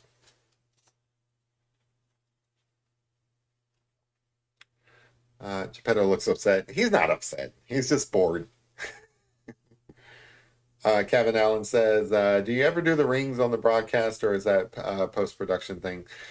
So sometimes I do the rings. So the way that works, this is how I do that. So that's a great question. I love questions about the process. So thank you, Kevin. I appreciate that. So what I do is I usually have this cup of water here with like a lot of coffee in it, not very much water. Okay, so this is very thick, right? So like you can kind of see on the sides there, very heavily concentrated coffee, and that's kind of what's going on here, right? So I'll take and I'll either pour a little bit of that out, right? So that's kind of here, or I'll just take. I also have like cleaner water over here, and I'll add that to it. But basically, I kind of get this like little bit going here on the plate, right? Then I'll take this styrofoam coffee cup, I'll put it in there, and just kind of mess it around. And then I'll come over here and I'll just drop it in, right? So I may like that, I may not. And the difference being sometimes it comes out a lot more lighter than I wanted. I like this. This looks good. But sometimes it comes out more lighter than I wanted, or sometimes it comes out more darker than I wanted, or something like that. So, you know, I might have to like fool with this a little bit, but for the most part, that's kind of the process. And usually, yeah, I do usually wait until after things have dried to do that because you guys may have noticed oftentimes those coffee ring effects occur down here, right? So a lot of this area down here, I don't know what this is going to look like until this is dried. You can already see that this is kind of already pulled. It's warped the paper a little bit so that you got this ridge here, and then it's kind of pulled into the like this little coffee lake going on here. So this is probably going to dry pretty. Yeah, I'm giving away my secrets, but that's what this is about. Some of you guys are actually here to learn, right? Which is cool. Some of you guys are here for the entertainment. I'm happy to like, you know, be goofy and stuff like that for you guys. But some of you guys are here to learn, which is cool. But anyway, you got kind of like this coffee lake here. So I don't know exactly how that's going to dry. My guess is that that's probably going to pull up and it's going to dry pretty dark, which is great. But if it does dry like that, then you're going to have this area over here that looks kind of weird, right? It's going to look kind of washed out. So I'll probably come in and I'll add some more coffee to this area and kind of thicken that up. So the way that works is I'll come in with, let me move this to the side. I've got this kind of, I kind of got this like flat brush, not like the balled up brush. And I'll come into this syrupy area here. So as the water hits this coffee over here, it kind of creates a syrupy bit. So I'll come in and I'll stipple in. Now it's a little early for this, but I just kind of wanted to demonstrate. I'll stipple in some coffee here to kind of like bulk that up. Now this is still wet, so it's not going to stick to it very well. So that's probably like a post-production thing. But that's what I would do. And let's see. And as far as the adding the rings and stuff, it's kind of arbitrary. So I want to put in like at least 3 rings, but where they go, it doesn't really matter. Like I can put them wherever. And if that looks weird, which I kind of think that one does, it doesn't matter so much because I can come in and make a mess in here. Any mistakes that I make, they're easily. Sorry, paintbrushes all over the place. Any mistakes I make, they're easily fixed. So how they are fixed is so I got this. All right, that's a mess I got to clean up later. So I got this cleanish water over here. So I don't like this, right? I don't like how this circle comes up. So I can come in and I can kind of just dab at it and basically erase it and add a little bit more clean water to it. Just basically erase that. Now, I don't mind this being here, but I didn't like that bit. So it's just tinkering with it. It's just manipulating the, what you end up with. So, hold on a second. Yeah, that's going to be a cleanup later. I basically spilled coffee all over the table over there, but that's okay. So little things like that.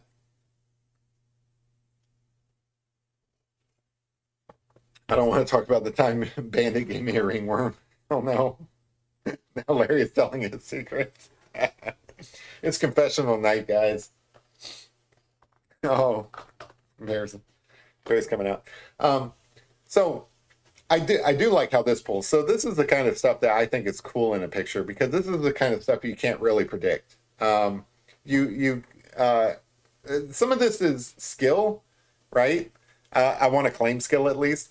Some of it is skill, and some of it is complete happenstance. So skill is like if I try to. So I've got this little brush here, okay, and I've got this area here on the palette, which is basically like just a porcelain or ceramic dish. So I've got this area here where the water's kind of pulled up against the coffee. It's hard to see. It's like this really dark area. So what you get there is like the syrupy bit of coffee, right? And Kid's gotten one of these pictures by the mail, so she can attest to how some of this area is kind of syrupy. So the syrupy coffee is super good for doing like dark areas, right? So I'll come in, I'll get some of the syrupy bit, and I'll come up here, and the dark areas like, forming the eye, like around the eye and stuff. You want that to be super dark. You want that to be almost black. Now, it's not going to be black. It's going to be brown because it's coffee, but almost black. And same over here.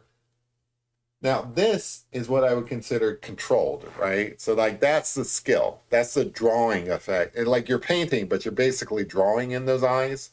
So that's all skill. This stuff down here, that's not skill. That's accident, right? So this is accidentally creating this dark area underneath his fluff. But I like it. If I didn't like it, say I didn't like this area, and I wanted to kind of move it around, I can mop it. I can just kind of like, basically, maybe I can create like press this down and create like a new channel or something like that, and just kind of like redirect this this puddle. So it'd be a little bit challenging just because it has already warped the paper, but you can see that I have that kind of control over what I'm doing, right?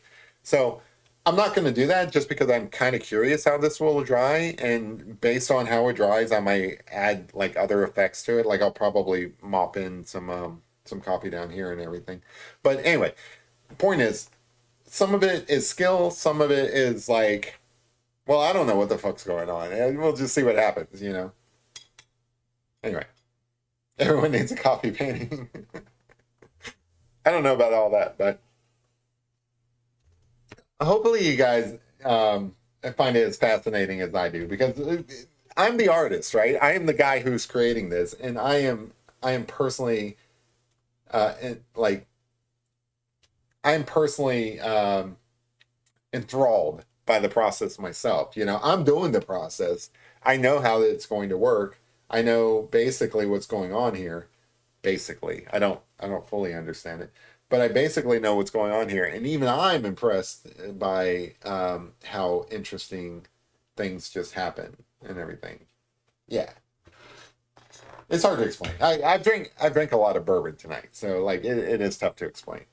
But hopefully you guys get the gist of what I'm laying down. Point is that this is fun, and hopefully you guys appreciate it because I enjoy it, and hopefully that comes off to you guys as well. Anyway, I like how this is dark. I'm kind of curious how it ends up drying.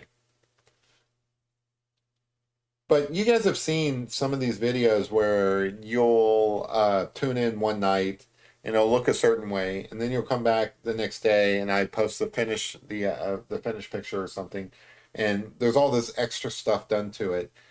It's just because I have no idea how all of this is going to look once it dries. You have to wait until it dries to figure that kind of stuff out. Tom says, "Does the pup have a name?" I'm happy to give it whatever name you guys want. This is not anybody's particular dog, so whatever you guys want to call it. It's just a dog I found on Unsplash. I want to call him Fred, but I feel like I can't call him Fred because we called another dog Fred, and we can't call all the dogs Fred. Barney. I feel like Barney is a good name for this guy. I don't know why, but Barney seems like a good name. Bourbon's a good name. Walter's a great name. Man, you guys are great at naming pets. Walter. I feel like that's a good one.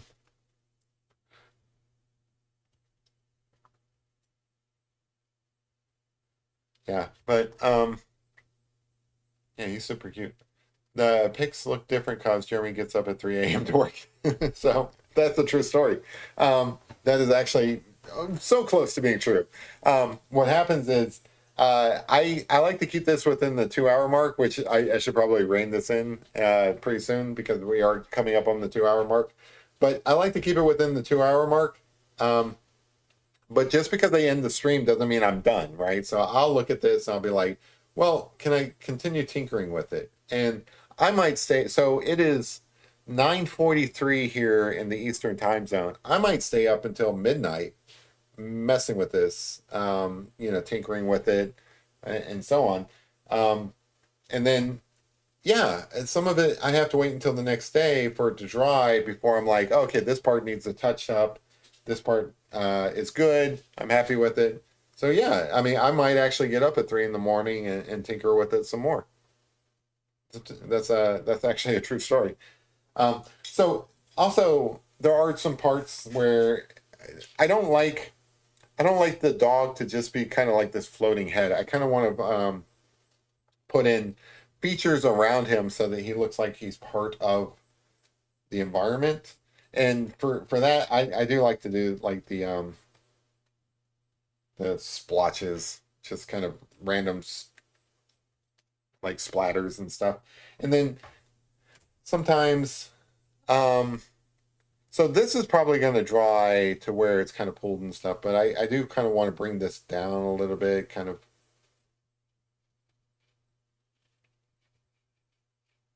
get some more fur area in here. Like this area look kind of weird. So I'll sometimes come in and I'll add like you know, like things around him. So I don't see where he needs a lot of it, but sometimes I'll yeah, put some little splatters up there. Just so something's going on. I think that looks pretty cool. I don't know. I might feel differently about it in the morning. Let's see. Ernest says looks good. Hey, congratulations, Ernest, on selling your bottle. I'm pretty sure my dad bid on his own bottle. But I'm just kidding. Actually, somebody bought his bottle. I want to know. Like we started talking about this at the beginning of the show and stuff. I still want to know who bought those bottles.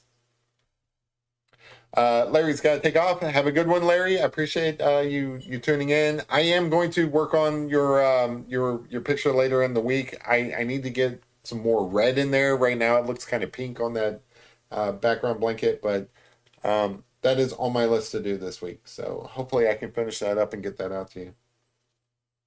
But otherwise, have a good one. I'll see you on Thursday. Ernest says no, he didn't buy his own bottle. Come on. Somebody bought your bottle.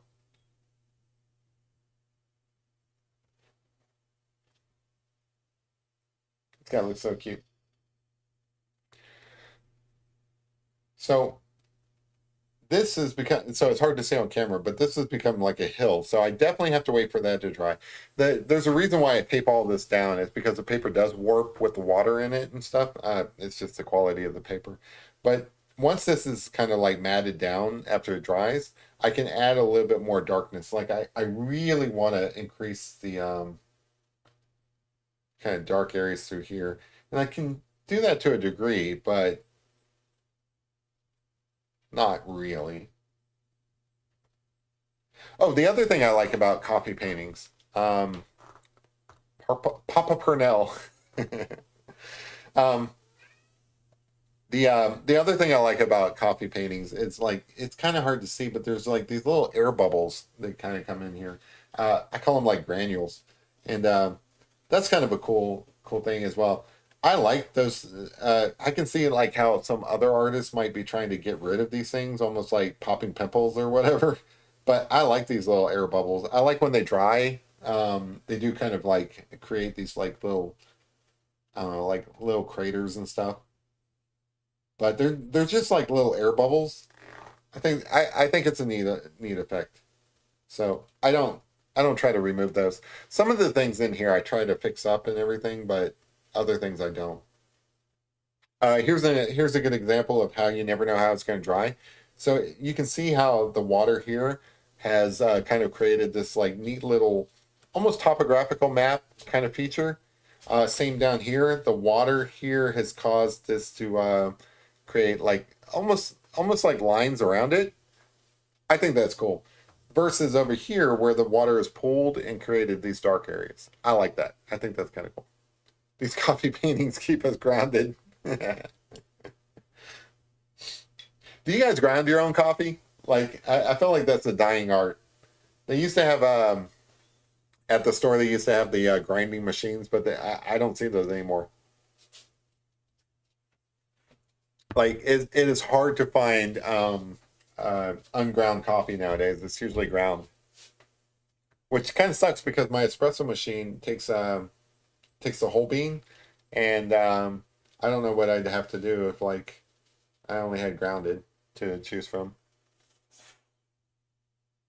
I love coffee. I don't just like painting with coffee. I love coffee. I drink so much coffee. I probably keep coffee in business, like the whole industry. What? Mama Q has never had a cup of coffee? How is that possible? How? I don't understand it. Like that is I'm not even like judging you. I think I find that fascinating. Like how is that possible? How is it possible to never have had a cup of coffee? Like how is it possible? Like I can understand not everybody likes coffee. I respect that. You know, it's kind of got a strong flavor. It takes a little bit getting used to, but to say you have never had a cup of coffee, it's a genetic thing. Tastes gross to some people. Yes, I get that. It tastes gross to some people. I get that. But you say you have never had a coffee. Have you never tried it, or have you tried it and just like not liked it? That's what I'm curious about. Like if you said you tried it and didn't like it and gave up on it, I totally get that. But to say that you have never had coffee, like never even tried it, that's kind of curious to me. I'm super curious about that. And I'm not being judgmental. I mean, to each their own. I'm just super, that fascinates me to have never tried it.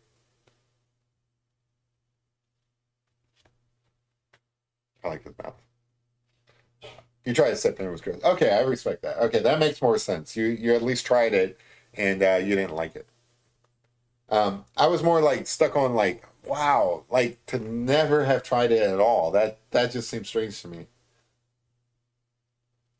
Yeah, I mean, it's an acquired taste.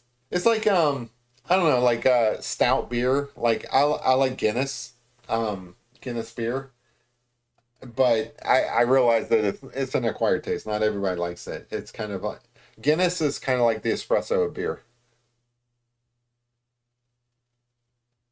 Um, the strange thing is, my folks didn't let me have coffee until I was like 12 years old. So it's like I think that has to do is something to do with like you know, how much I like coffee. It's because I was denied coffee growing up. Like I think I like coffee so much now because I wasn't allowed to have it. Coffee smells great to me and tastes yucky. I totally get that. Yeah, I'm not even going to argue that point. I totally get what you're saying. Kevin says, "What's funny to me is I like what people hate about coffee. I like black coffee, and sometimes I like black coffee that's been sitting for a while. Might be a Navy thing. I get that too.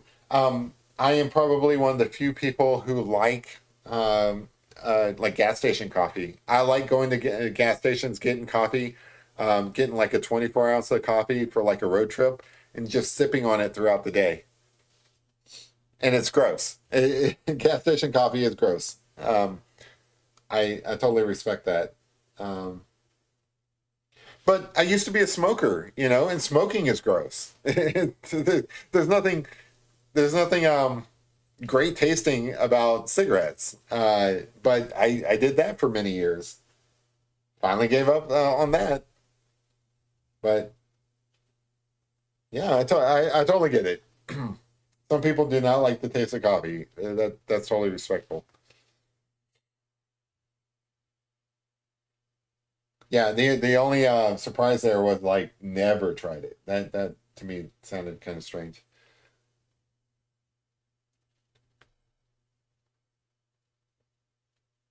I just wanted this kind of lying down here to represent his fur. Just kind of tuck it into.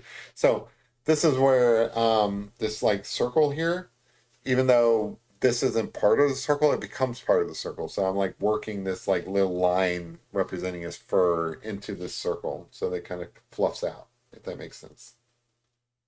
I don't know. So artistic things. So I do think that this is going to pull in dry dark, which means I will come back and kind of like work with this a little bit more. But you'll see that probably tomorrow in the finished bit.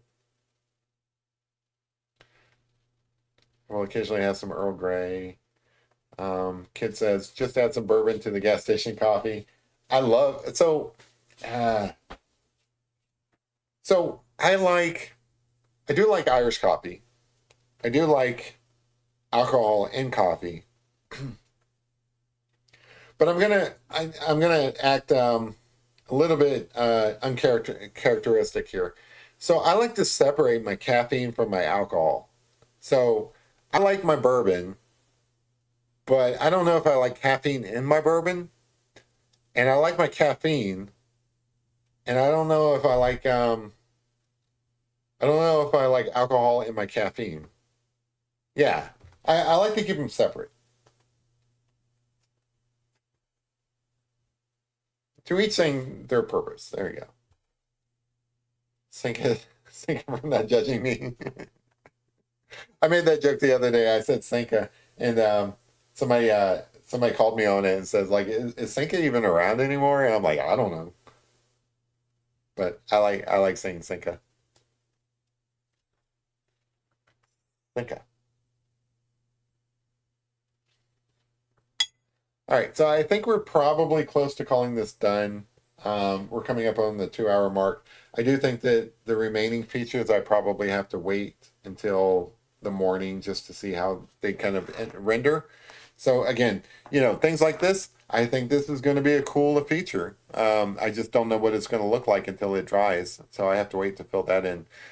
Some of the darker areas around the eyes, you know, kind of have to wait and see. It's just the nature of it. But painting and coffee, it's its own beast. You have to kind of like bend to its will almost. Like you kind of have this idea of what you want, but you have to wait until it's done doing whatever it wants to do before you can kind of like, you know, redirect it a little bit. But it is kind of cool. Like little areas like this, like this little splotch here, they kind of happen randomly. I like things like that. I think that looks cool. Some of these little like splotches and stuff. The rings. To answer Kevin's earlier question, he asked if like the rings were like a post production kind of thing. Probably it's best to like you can see that I've added rings here and stuff, but it's probably wait until the end to decide where those type of things go. Um, just because like you really want everything to be kind of dried before you add those. But yeah, I don't know. I like this guy. I think he looks cute. See, Walter looks so cute. The eyes are great. I appreciate that. Thank you. Um, we can't begin to espresso how much we love your art. Thank you, Mama. You're very brave for painting with coffee. This is one of my favorites, Tom says.